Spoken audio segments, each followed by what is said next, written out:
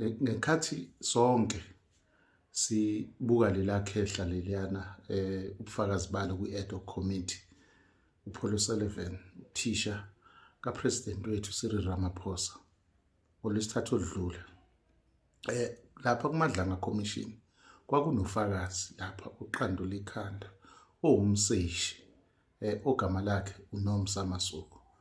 uNomsa Masuku uqweqwe lomseshi ngaphansi kophiko lamaphoyisa oluphenya amaphoyisa elibizwa ngokuthiwa i-IPID. Wayezothula ubufakazi obunzulu futhi obudiphu ngale ndlela obuthinta isehlakalo esenzeka lapha endaweni yaseBrakpan kuze kuhamba ngesandla samaphoyisa umnumzane othize obizwa ngo-Emmanuel Mbhense. uNomusa-ke wagcina uyena ophethe lolaphenyo ngokuphenywa kwezinto ezenzakala lapho. Alifikanga nje kuyena kalula, wanikwa lolu phenyo ukuthi aliphenye. Lafika ngendlela engaqondakali. Mechaza-ke indaba ukuthi kwaba khona umuntu owafona wamtshela ukuthi kunecala elenzekile elithinta umlisi othize otholakale emfuleni. Wase eyazama-ke ukuthola umndeni walowo mlisa noma i-police station ethola ukuthi kwenzekeni kahle kahle ngalesa simo. Mechaza-ke uNomusa uthi loladaba lungaphandle kwala asebenzela khona. Mechaza-ke uyasho ukuthi yena ngendlela asebenza ngayo akabuki ukuthi ubufakazi bula ngaphakathi yini asebenza khona noma bungaphandle. Makuwukuthi nje yonke into idinga ukulungiswa futhi idinga amaphoyisa nokuphenywa, akacucuzi, uyangena emsebenzini. Iyazisho-ke leyo nto ngoba ungene emaphoyiseni meyichaza uthi ungene ngo-2001, kodwa-ke ziningi izinto ezenzekile. Usewumuntu onconyiwe, unama-performance, nama-award, nama-excellence performance awards asewatholile amaningi. Uqweqwe lolu. Umuntu angasho nje ukuthi uNhlanhla Mkhwanazi wesifazane lo, umuntu oqondile. Saphuthela ukubona udadewethu lo wethula ubufakazi bakhe. Kodwa-ke ngaphandle kwalokho wakuthula nokuthi kunengcindezi enkulu ekhona ekusebenzeni kwabo.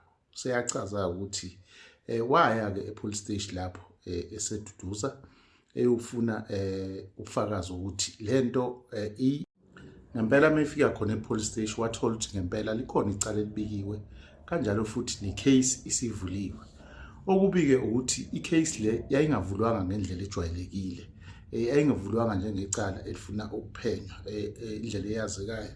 Lalivulwe ngale ndlela ebizwa ngokuthiwa i-inquest. I-inquest-ke usuke umuntu bungekho ubufakazi nabantu laba othola ukuthi umuntu uzishonele noma ulimele akabulawanga. Kodwa-ke ubufakazi babuveza ukuthi umbhemu lo oshonile ubulewe, kwakufanele kube yicala elingena ngaphansi kwakwameda. Walithatha-ke icala noma kwaba nzima-ke ukuthi alithathe, walishintsha walenza icala elingeyona i-inquest elifanele libhekwe njengokuphenya. Waliqala-ke walisebenza icala. Ngekhathi elisebenza-ke uhambile wayemndenini walo owadlula emhlabeni, wahlangana nawo, wakhuluma ezama ukuthola ubufakazi. Kwavela ukuthi ngempela umbhemu lo uhambe ngesandla sengalo yomthetho. Kuyavela ukuthi zimbili-ke indawo la atholakala khona, ila abuyelawela khona, kanjalo nendawo atholakala khona elahliwe edamini lelo. Ubufakazi obuningi-ke buvela ngo-Witness D, ngoba uphinde wahlangana no-Witness D emnika lobufakazi obuningi abuvelayo. Umlisa-ke lo watholakala edamini, abanye abantu awakwazi ukuthi bathole amaphoyisa ngokuphenya kwamaphoyisa akwazi ukuthola nemininingwane yakhe ephelele njengomazisi kanye ne-driver's license yakhe.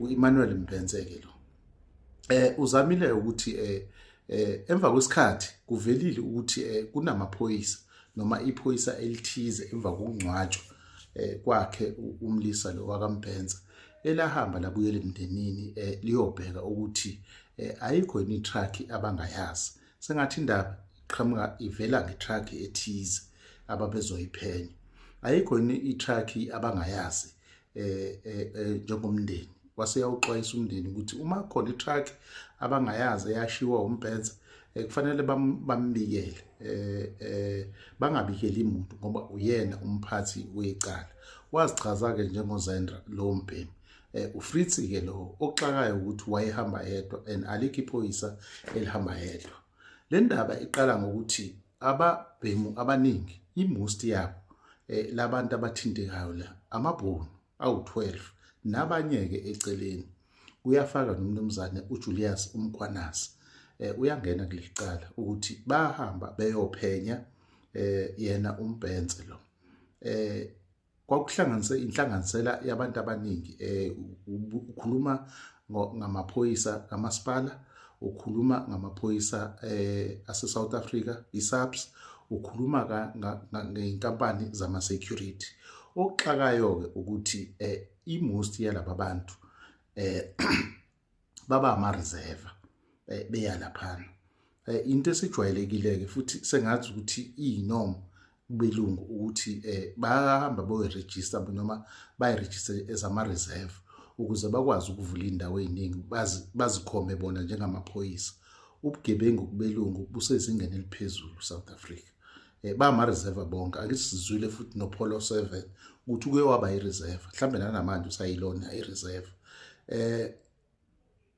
yama reserve lawa kodwa akwazi ukuphenya futhi okuyiwona athwala amacala uma efika lapha kuMbhenza azibiza ngama Hawks awabanga ama reserve bonke babe ama Hawks awu12 njengoba ngishilo ke ukuthi awu12 amadoda lawo washilo ke uMasuku wonke lamadoda imost yawo ke abanye babo sebehambile emhlabeni awu4 alowo madoda sibala uWitness D sibalo uyakho Yohanekom sibala noSando kuyibulala egarage uPretorius lo okuvela ukuthi uyena owaba nesandla ekubulaleni ukubulaleni umnumzane uMbhenza uyena futhi okusolakala ukuthi ube nesandla ukubulala uWitness D ehlangene kanye nentombi yakhe uJoanna ngizothi uJoanna Marie Exton yena ke ungaphansi ophiko lamaphoyisa untombazane le naye ke uyingxenye